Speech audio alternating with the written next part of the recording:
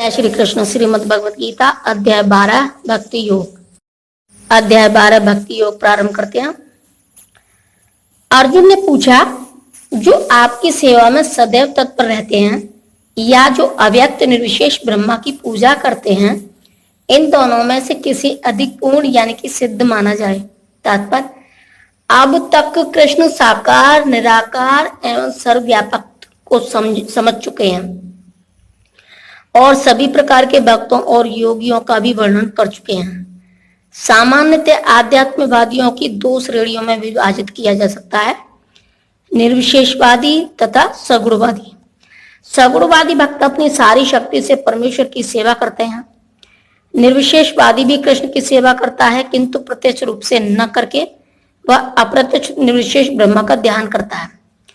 इस अध्याय में हम देखेंगे कि परम सत्य की अनुभूति की विभिन्न विधियों में भक्ति योग सर्वोत्कृष्ट है। यदि कोई भगवान का सानिध्य चाहता है तो उसे भक्ति करनी चाहिए। जो लोग भक्ति के द्वारा परमेश्वर की प्रत्यक्ष सेवा करते हैं वे सगुणवादी कहलाते हैं, और जो लोग निर्विशेष ब्रह्मा का ध्यान करते हैं वे निर्विशेषवादी कहलाते हैं। यहाँ पर अर्जुन पूछता है कि इन दोनों में से कौन श्रेष्ठ है। यद्यपि परम सत्य के साक्षात्कार के अनेक साधन हैं, किंतु इस अध्याय में कृष्ण भक्ति योग को सबों में श्रेष्ठ बताते हैं। ये सर्वाधिक प्रत्यक्ष है और ईश्वर का सानिध्य प्राप्त करने के लिए सबसे सुगम साधन है। भगवत गीता के द्वितीय अध्याय में भगवान ने बताया कि जीव भौतिक शरीर नहीं है, वह आध्यात्मिक स्फुलिंग है और परम सत्य परम पूर्ण है। 7वें अध्याय में उन्होंने जीव को परम पूर्ण का अंश बताते हुए पूर्ण पर ही ध्यान लगाने की सलाह दी। पुनः 8वें अध्याय में कहा है कि जो मनुष्य भौतिक शरीर का त्याग करते समय कृष्ण का ध्यान करता है वह कृष्ण के धाम को तुरंत चला जाता है। यही नहीं, 6ठे अध्याय के अंत में भगवान स्पष्ट कहते हैं कि योगियों में से जो भी अपने अंतःकरण में निरंतर कृष्ण का चिंतन करता है वही परम सिद्ध माना जाता है। इस प्रकार प्राय प्रत्येक अध्याय का यही निष्कर्ष है कि मनुष्य को कृष्ण के सगुण रूप के प्रति अनुरक्त होना चाहिए, क्योंकि वही चरम आत्म साक्षात्कार है। इतने पर भी ऐसे लोग हैं जो कृष्ण के साकार रूप के प्रति अनुरक्त नहीं होते, वे दृढ़ता पूर्वक विलग रहते हैं। यहाँ तक कि भगवत गीता की टीका करते हुए भी वे अन्य लोगों को कृष्ण से हटाना चाहते हैं और उनकी सारी भक्ति निर्विशेष ब्रह्म ज्योति की ओर मोड़ते हैं। वे परम सत्य के उस निराकार रूप का ही ध्यान करना श्रेष्ठ मानते हैं जो इंद्रियों की पहुंच के परे है तथा अप्रकट है। इस तरह सचमुच में अध्यात्मवादियों को दो श्रेणियां हैं। इतने पर भी ऐसे लोग हैं जो कृष्ण के साकार रूप के प्रति अनुरक्त नहीं होते, वे दृढ़ता पूर्वक विलग रहते हैं। यहाँ तक कि भगवत गीता की टीका करते हुए भी वे अन्य लोगों को कृष्ण से हटाना चाहते हैं और उनकी सारी भक्ति निर्विशेष ब्रह्म ज्योति की ओर मोड़ते हैं। वे परम सत्य के उस निराकार रूप का ही ध्यान करना श्रेष्ठ मानते हैं जो इंद्रियों की पहुंच के परे हैं तथा अप्रकट हैं। इस तरह सचमुच में अध्यात्मवादियों की दो श्रेणियां हैं। अब अर्जुन यह निश्चित कर लेना चाहता है कि कौन सी विधि सुगम है और इन दोनों श्रेणियों में कौन सर्वाधिक पूर्ण है। दूसरे शब्दों में वह अपनी स्थिति स्पष्ट करना चाहता है, क्योंकि वह कृष्ण के सगुण रूप के प्रति अनुरक्त है, वह निराकार ब्रह्मा के प्रति आसक्त नहीं है। वह जान लेना चाहता है कि उसकी स्थिति सुरक्षित तो है।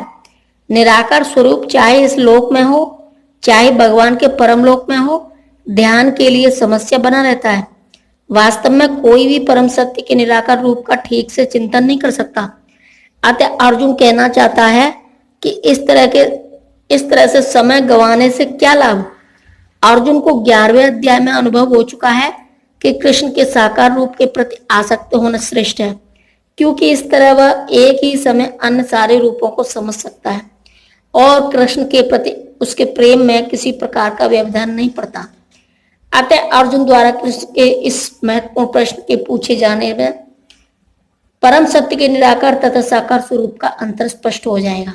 श्री भगवान ने कहा, जो लोग अपने मन को मेरे साकार रूप में एकाग्र करते हैं और अत्यंत श्रद्धा पूर्वक मेरी पूजा करने में सदैव लगे रहते हैं, वे मेरे द्वारा परम सिद्ध माने जाते हैं। तात्पर्य, अर्जुन के प्रश्न का उत्तर देते हुए कृष्ण स्पष्ट कहते हैं कि जो व्यक्ति उनके साकार रूप में अपने मन को एकाग्र करता है और जो अत्यंत श्रद्धा तथा निष्ठा पूर्वक उनको पूजता है, उसे योग में परम सिद्ध मानना चाहिए। जो इस प्रकार कृष्ण भावना भावित होता है, उसके लिए कोई भी भौतिक कार्यकलाप नहीं रह जाते, क्योंकि हर कार्य कृष्ण के लिए किया जाता है। शुद्ध भक्त निरंतर कार्यरत रहता है, कभी कीर्तन करता है तो कभी श्रवण करता है, या कृष्ण विषय कोई पुस्तक पढ़ता है, या कभी कभी प्रसाद तैयार करता है, या बाजार से कृष्ण के लिए कुछ मोल लाता है, या कभी मंदिर झाड़ता बुहारता है, तो कभी बर्तन धोता है। वह जो कुछ भी करता है वह कृष्ण संबंधी कार्यों के अतिरिक्त अन्य किसी कार्य में एक क्षण भी नहीं गंवाता। ऐसा कार्य पूर्ण समाधि कहलाता है। लेकिन जो लोग अपनी इंद्रियों को वश में करके तत्सवों के प्रति संभाव रखकर परम सत्य की निराकार कल्पना के अंतर्गत उस अव्यक्त की पूरी तरह से पूजा करते हैं, जो इंद्रियों की अनुभूति के परे हैं, सर्वव्यापी हैं, अकल्पनीय हैं, अपरिवर्तनीय हैं, अचल तथा ध्रुव हैं, वे समस्त लोगों के कल्याण में संलग्न रहकर अंततः मुझे प्राप्त करते हैं। तात्पर्य, जो लोग भगवान कृष्ण की प्रत्यक्ष पूजा न करके अप्रत्यक्ष विधि से उसी उद्देश्य को प्राप्त करने का प्रयत्न करते हैं, वे भी अंततः श्री कृष्ण को प्राप्त होते हैं। अनेक जन्मों के बाद बुद्धिमान व्यक्ति वासुदेव को ही सब कुछ जानते हुए मेरी शरण में आता है। जब मनुष्य को अनेक जन्मों के बाद पूर्ण ज्ञान होता है, तो वह कृष्ण की शरण ग्रहण करता है। यदि कोई इस श्लोक में बताई गई विधि से भगवान के पास पहुंचता है, तो उसे इंद्रिय निग्रह करना होता है, प्रत्येक प्राणी की सेवा करनी होती है और समस्त जीवों के कल्याण कार्य में रत होना होता है। इसका अर्थ यह हुआ कि मनुष्य को भगवान कृष्ण के पास पहुंचना ही होता है, अन्यथा पूर्ण साक्षात्कार नहीं हो पाता। प्राय भगवान की शरण में जाने के पूर्व पर्याप्त तपस्या करनी होती है। आत्मा के भीतर परमात्मा का दर्शन करने के लिए मनुष्य को देखना, सुनना, स्वाद लेना, कार्य करना आदि इंद्रिय कार्य को बंद करना होता है। तभी वह यह जान पाता है कि परमात्मा सर्वत्र विद्यमान है। ऐसी अनुभूति होने पर वह किसी जीव से ईर्ष्या नहीं करता। उसे मनुष्य तथा पशु में कोई अंतर नहीं दिखता, क्योंकि वह केवल आत्मा का दर्शन करता है, बाह्य आवरण का नहीं। लेकिन सामान्य व्यक्ति के लिए निराकार अनुभूति की यह विधि अत्यंत कठिन सिद्ध होती है। जय श्री कृष्ण।